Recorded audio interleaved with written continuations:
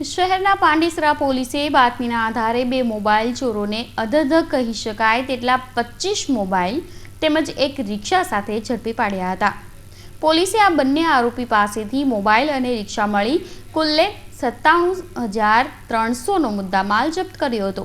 પોલીસે આ બંને આરોપીઓના રિમાન્ડ મેળવી આ મોબાઈલ તેઓ ક્યાંથી ચોરતા હતા અને અન્ય બીજા કેટલા ગુના આચર્યા છે તે અંગે માહિતી મેળવી રહી છે।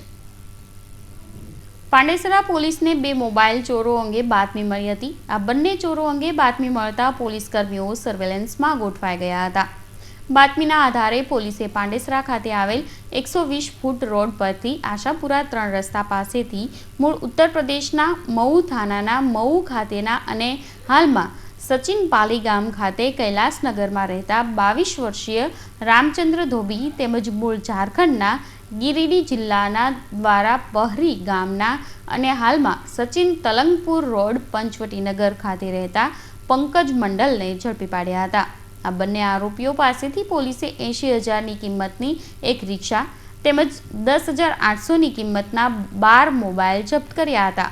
આ ઉપરાંત પોલીસે પાંડેસરા સિદ્ધાર્થનગર 3 રસ્તા પાસેથી મૂળ હિમાચલ પ્રદેશના અને હાલમાં સચિન પાલીગામ ખાતે રહેતા અમિતસિંહ ઉર્ફે ટકલાને 13 જેટલા ચોરીના મોબાઈલ સાથે ઝડપી પાડ્યો હતો। આ આરોપી પાસેથી પોલીસે અલગ અલગ કંપનીના કુલ્લે 6,500 રૂપિયાના મોબાઈલ જપ્ત કર્યા હતા। પોલીસે આ આરોપીઓની અટકાયત કરી તેઓના રિમાન્ડ મેળવી આ આરોપીઓએ ક્યાંથી મોબાઈલ ચોરી કરી અને કયા પ્રકારના ગુનાઓ આચર્યા છે તે અંગે તપાસ શરૂ કરી છે।